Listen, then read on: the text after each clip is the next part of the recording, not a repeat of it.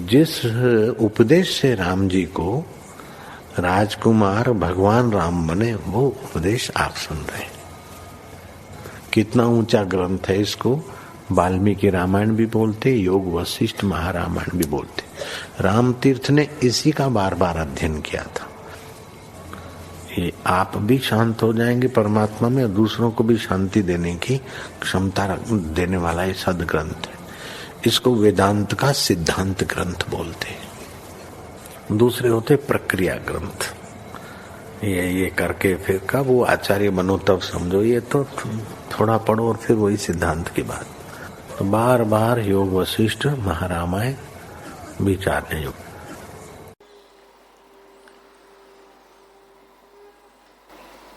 ओम श्री सद्गुरु परमात्मने नमः।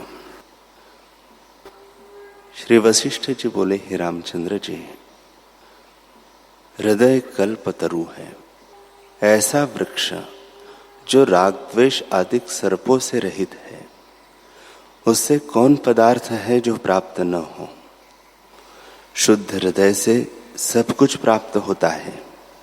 हे रामचंद्र जी, जो बुद्धिमान है और शास्त्र का ज्ञाता भी है, परंतु राग द्वेष संयुक्त है, वह सियार की तरह नीच है, उसको धिक्कार है। जिन पदार्थों को पाने के निमित्त लोग यत्न करते हैं, वे आते और जाते रहते हैं। धन को इकट्ठा कोई करता है और ले कोई जाता है, तब राग द्वेष किसका करिए। जो कुछ प्रारब्ध है सो अवश्य होता है, धन का व्यर्थ यत्न क्यों करिए। बांधव और वस्त्र आते हैं और फिर जाते भी हैं। जैसे समुद्र में जल तंतुओं का आश्रय बुद्धिमान नहीं लेते, वैसे ही जगत के पदार्थों का आश्रय ज्ञानवान नहीं लेते। भाव अभाव रूप परमेश्वर की माया है। संसार की रचना स्वप्न की तरह है। उसमें जो आसक्त होते हैं, उनको वह सर्पिणी की तरह डसता है। धन, बांधव और जगत वास्तव में मिथ्या ही है, अज्ञान से सत्य भासित होते हैं। हे रामचंद्र जी, जो आदि में न हो और अंत में भी न रहे, पर मध्य में भासित हो, उसको भी असत्य जानिए। जैसे आकाश में फूल असत्य है, वैसे ही संसार रचना असत्य है। जैसे संकल्प की रचना असत्य है, जैसे गंधर्व नगर सुंदर भासित होता है पर नष्ट हो जाता है, और जैसे स्वप्नपुर दीर्घ काल का भासित होता है पर भ्रमरूप है, वैसे यह जगत असत्य रूप और ब्रह्मात्र है। केवल संकल्प रूप अभ्यास के वश से दृढ़ता को प्राप्त हुआ है। दीवार जो साकार भासित होती है, वह आकार से रहित प्रकाश रूप है, और आत्मपद सुषुप्ति की तरह अद्वैत रूप है। उस सुषुप्ति पद से जीव जब गिरता है, तब दीर्घ स्वप्न देखता है। हे रामचंद्र जी, अज्ञान रूपी निद्रा में जो अपने स्वभाव से गिरा है, संसार रूपी स्वप्न श्रम को देखता है। जब अज्ञान रूपी निद्रा का अभाव हो, तब यह आत्मराज्य और निर्विकल्प मुदित आत्मपद को प्राप्त होता है। जैसे सूर्य को देखकर कमल प्रफुल्लित होते हैं, वैसे ही ज्ञान से शुभ गुण विकसित होते हैं। आत्मरूपी सूर्य सब दुखों से रहित है। जो पुरुष निद्रा में सोया है, वह सूक्ष्म वचनों से नहीं जागता, पर बड़े शब्द करने और जल डालने से जागता है। वैसे ही मैंने मेघ की तरह गरज कर तुम पर वचन रूपी जल की वर्षा की है। श्री योग वशिष्ठ महारामायण उत्पत्ति प्रकरण सर्ग पहला।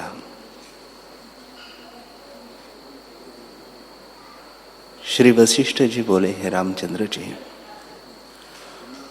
ऐसे समाधि तो किसी को नहीं प्राप्त होती कि शिला के समान हो जावे। मैं सब स्थान देख रहा हूँ, कदाचित ऐसी भी समाधि हो तो भी संसार सत्ता निवृत्त न होगी, क्योंकि अज्ञान रूपी बीज निवृत्त नहीं हुआ। समाधि ऐसी है जैसे जागृत से सुषुप्ति होती है, क्योंकि अज्ञान रूपी वासना के कारण सुषुप्ति से फिर जागृत आती है। वैसे ही अज्ञान रूपी वासना से समाधि से भी जाग जाता है, क्योंकि उसको वासना खींच ले जाती है। हे रामचंद्र जी, तब समाधि आदिकों से संसार भ्रम निवृत्त नहीं होता। जैसे कांजी से क्षुधा किसी की निवृत्त नहीं होती, वैसे ही तप और समाधि से चित्त की वृत्ति एकाग्र होती है, परंतु संसार निवृत्त नहीं होता।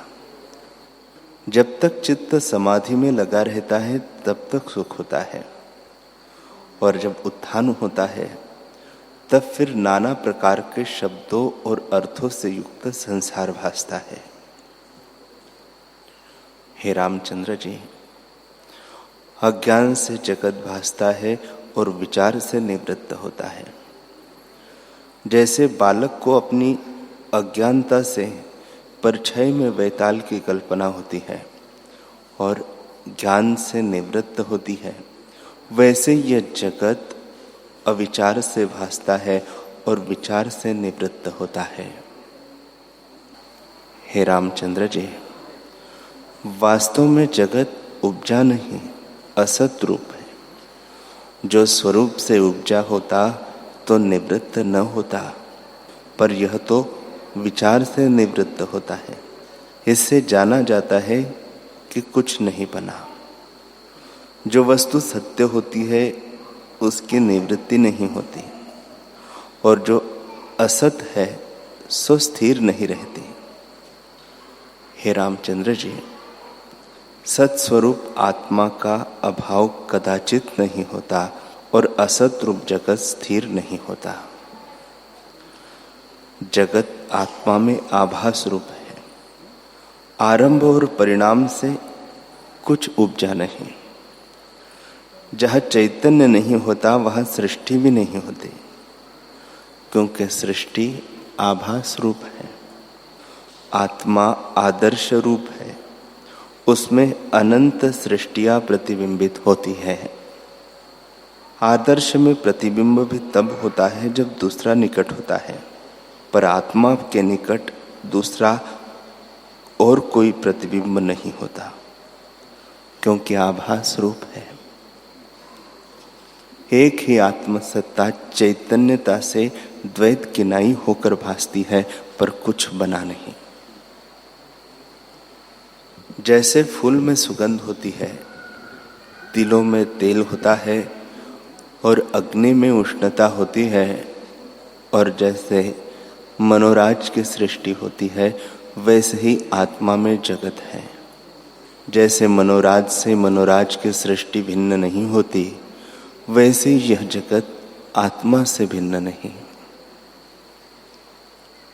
श्री वशिष्ठ जी बोले, हे रामचंद्र जी, एक आकाशज आख्यान जो श्रवण का भूषण और बोध का कारण है, उसको सुनिए। आकाशज नामक एक ब्राह्मण शुद्ध चिदंश से उत्पन्न हुए। वह धर्मनिष्ठ सदा आत्मा में स्थिर रहते थे, भले प्रकार प्रजा का पालन करते थे और चिरंजीवी थे। तब मृत्यु विचार करने लगी कि मैं अविनाशी हूँ और जो जीव उपजते हैं उनको मारती हूँ, परंतु इस ब्राह्मण को मैं नहीं मार सकती। जैसे खड़ंग की धार पत्थर पर चलाने से कुंठित हो जाती है, वैसे ही मेरी शक्ति इस ब्राह्मण पर कुंठित हो गई है। हे रामचंद्र जी, ऐसा विचार कर मृत्यु ब्राह्मण को भोजन करने के निमित्त उठी। और जैसे श्रेष्ठ पुरुष अपने आचार कर्म को नहीं त्याग करते, वैसे ही मृत्यु भी अपने कर्मों को विचार कर चली। जब ब्राह्मण के गृह में मृत्यु ने प्रवेश किया तो जैसे प्रलय काल में महातेज संयुक्त अग्नि सब पदार्थों को जलाने लगती है, वैसे ही अग्नि इसके जलाने से उड़ी और आगे दौड़ के जहाँ ब्राह्मण बैठा था अंतःपुर में जाकर पकड़ने लगी। पर जैसे बड़ा बलवान पुरुष भी और के संकल्प रूप पुरुष को नहीं पकड़ सकता, वैसे ही मृत्यु ब्राह्मण को न पकड़ सकी। तब उसने धर्मराज के गृह में जाकर कहा, हे भगवान, जो कोई उपजा है उसको मैं अवश्य भोजन करती हूँ, परंतु एक ब्राह्मण जो आकाश से उपजा है उसको मैं वश में नहीं कर सकी। यह क्या कारण है? यम बोले, हे मृत्यु, तुम किसी को नहीं मार सकती। जो कोई मरता है वह अपने कर्मों से मरता है। जो कोई कर्मों का करता है उसके मारने को तुम समर्थ हो, पर जिसका कोई कर्म नहीं उसके मारने को तुम समर्थ नहीं हो। इससे तुम जाकर उस ब्राह्मण के कर्म खोजो। जब कर्म पावेगी तब उसके मारने को समर्थ होगी, अन्यथा समर्थ न होगी।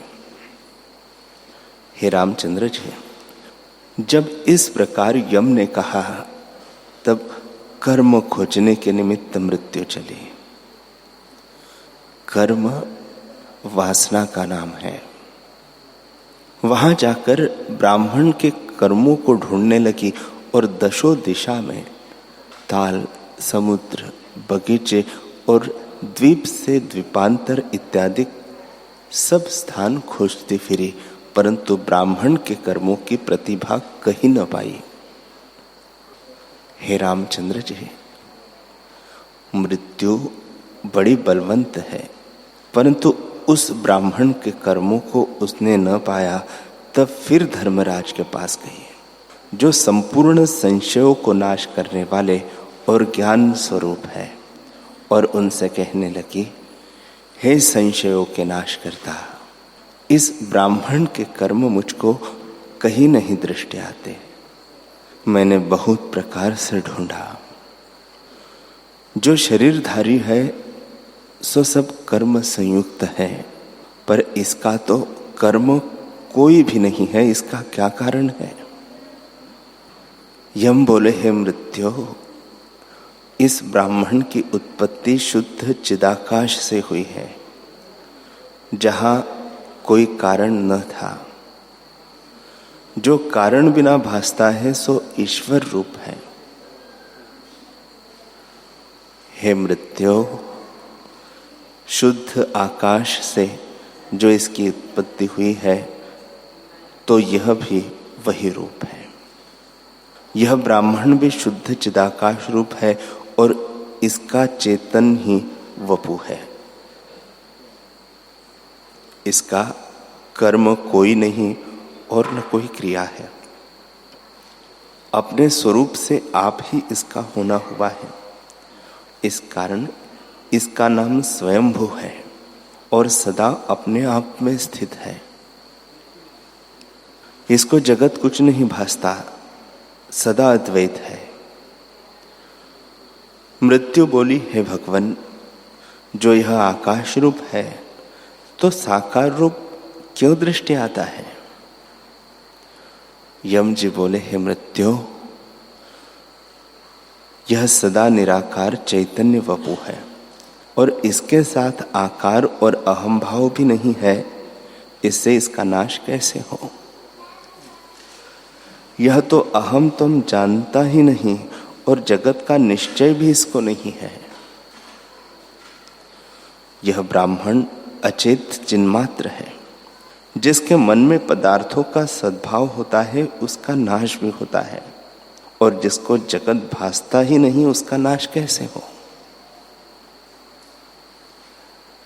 हे मृत्यु, जो कोई बड़ा बलिष्ठ भी हो और सैकड़ों जंजीरें भी हो तो भी आकाश को बांध न सकेगा, वैसे ही ब्राह्मण आकाश रूप है, इसका नाश कैसे हो? इसके नाश करने का उद्यम त्याग कर देहधारियों को जाकर मारो, यह तुमसे न मरेगा। हे रामचंद्र जी, यह सुनकर मृत्यु आश्चर्यवत हो अपने गृह लौटाई। राम जी बोले, हे भगवान, यह तो हमारे बड़े पितामह ब्रह्मा की वार्ता तुमने कही है। वशिष्ठ जी बोले, हे रामचंद्र जी, यह वार्ता तो मैंने ब्रह्मा की ही कही है, परंतु मृत्यु और यम के विवाद निमित्त यह कथा मैंने तुमको सुनाई है। इस प्रकार जब बहुत काल व्यतीत होकर कल्प का अंत हुआ, तब मृत्यु सब भूतों को भोजन कर फिर ब्रह्मा को भोजन करने गई। जैसे किसी का काम हो और यदि एक बार सिद्ध न हुआ तो वह उसे छोड़ नहीं देता, फिर उद्यम करता है, वैसे ही मृत्यु भी ब्रह्मा के सम्मुख गई। तब धर्मराज ने कहा, हे मृत्यु, यह ब्रह्मा है, यह आकाश रूप है और आकाश ही इसका शरीर है। आकाश के पकड़ने को तुम कैसे समर्थ होगी?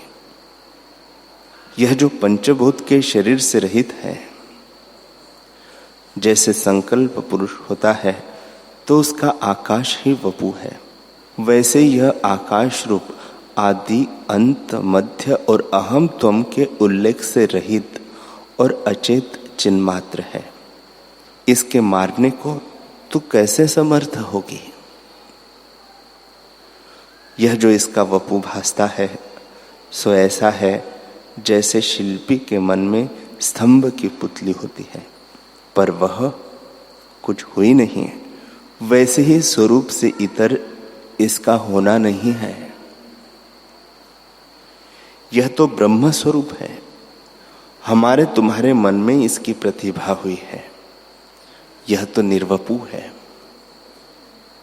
जो पुरुष देहवंत होता है उसको ग्रहण करना सुगम होता है, और वंध्या के पुत्र के ग्रहण में श्रम होता है, क्योंकि निर्वपु है। वैसे ही यह भी निर्वपु है।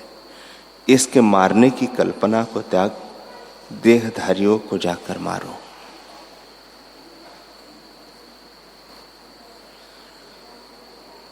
श्री वशिष्ठ जी बोले, हे रामचंद्र जी,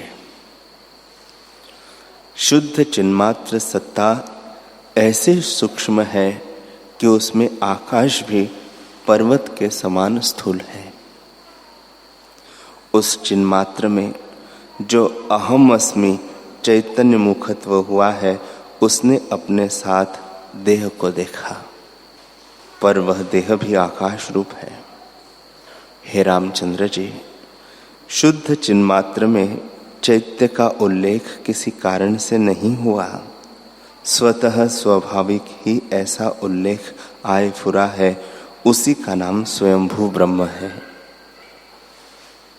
उस ब्रह्म को सदा ब्रह्मा ही का निश्चय है। ब्रह्मा और ब्रह्म में कुछ भेद नहीं है। जैसे समुद्र और तरंग में, आकाश और शून्यता में, और फूल और सुगंध में कुछ भेद नहीं, वैसे ही ब्रह्मा और ब्रह्म में भेद नहीं है। जैसे जल द्रवता के कारण तरंग रूप होकर भासता है, वैसे ही आत्मसत्ता चैतन्यता से ब्रह्मा होकर भासती है। ब्रह्मा दूसरी वस्तु नहीं, सदा चैतन्य आकाश है और पृथ्वी आदि तत्वों से रहित है। हे रामचंद्र जी, न कोई इसका कारण है और न कोई कर्म है। राम जी बोले, हे भगवान, आपने कहा कि ब्रह्मा जी का वपु पृथ्वी आदि तत्वों से रहित है और संकल्प मात्र है, तो इसका कारण स्मृति रूप संस्कार क्यों न हुआ?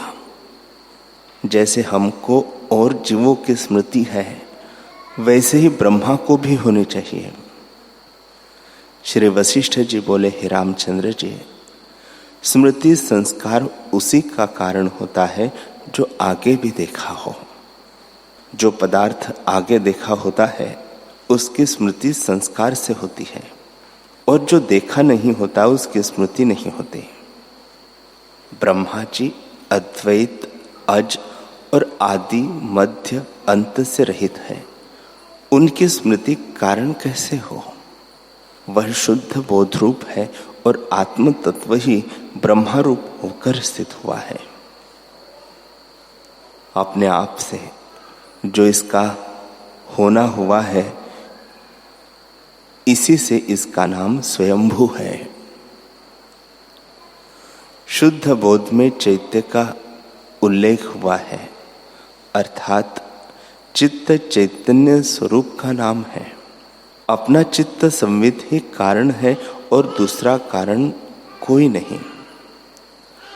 सदा निराकार और संकल्प रूप इसका शरीर है और पृथ्वी आदि भूतों से शुद्ध अंतवाहक वपु है। श्री राम जी बोले, हे मुनीश्वर, जितने जीव हैं उनके दो शरीर हैं, एक अंतवाहक और दूसरा आधि भौतिक। ब्रह्मा का एक ही अंतवाहक शरीर कैसे है, यह वार्ता स्पष्ट कर कही है। श्री वशिष्ठ जी बोले, हे रामचंद्र जी, जो सकारण रूप जीव है उनके दो दो शरीर हैं, पर ब्रह्मा जी अकारण है, इस कारण उनका एक अंतवाहक ही शरीर है। हे राम जी सुनिए, अन्य जीवों का कारण ब्रह्मा है, इसी कारण यह जीव दोनों देहों को धरते हैं, और ब्रह्मा जी का कारण कोई नहीं, यह अपने आप ही उपजे है। इनका नाम स्वयंभू है। आदि में जो इनका प्रादुर्भाव हुआ है सो अंतवाहक शरीर है। इनको अपने स्वरूप का विस्मरण नहीं, सदा अपने वास्तव स्वरूप में यह स्थित है। इससे अंतवाहक है और दृश्य का अपना संकल्प मात्र जानते हैं। जिनको दृश्य में दृढ़ प्रतीति हुई है उनको आधि भौतिक कहते हैं। जैसे आधि भौतिक जड़ता से जल की बर्फ होती है, वैसे ही दृश्य की दृढ़ता आधि भौतिक होती है।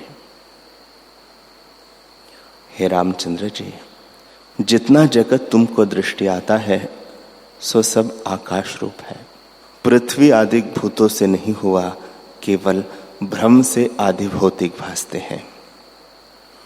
जैसे स्वप्न नगर आकाश रूप होता है, किसी कारण से नहीं उपजा और न किसी पृथ्वी आदि तत्वों से उपजा है, केवल आकाश रूप है। और निद्रा दोष से आधि भौतिक होकर भासता है, वैसे ही यह जागृत जगत भी अज्ञान से आधि भौतिक आकाश भासता है। जैसे अज्ञान से स्वप्न अर्थाकार भासता है, वैसे ही जगत अज्ञान से अर्थाकार भासता है। हे रामचंद्र जी, यह संपूर्ण जगत संकल्प मात्र है और कुछ बना नहीं। जैसे मनोराज के पर्वत आकाश रूप होते हैं, वैसे ही जगत भी आकाश रूप है। वास्तव में कुछ बना नहीं, सब पुरुष के संकल्प है और मन से उपजे है। जैसे बीज से देश काल के संयोग से अंकुर निकलता है, वैसे ही सब दृश्य मन से उपजता है। वह मन रूपी ब्रह्मा है और ब्रह्मा अधिक मन रूप है। उनके संकल्प में जो संपूर्ण जगत स्थित है वह सब आकाश रूप है, आधि भौतिक कोई नहीं। हे रामचंद्र जी, आधि भौतिक जो आत्मा में भासता है सो भ्रांति मात्र है। जैसे बालक को परछाई में वैताल भासता है, वैसे ही अज्ञानी को जो आदि भौतिक भासते हैं सो भ्रांति मात्र है, वास्तव में कुछ नहीं।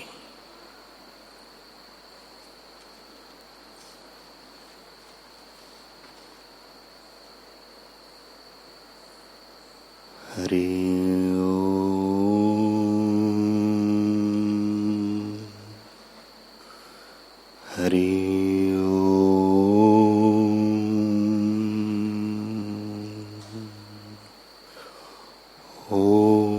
सहना भवतु सहनौ भुनक्तु सह वीर्यं करवावहै तेजस्विनावधीतमस्तु मा विद्विषावहै।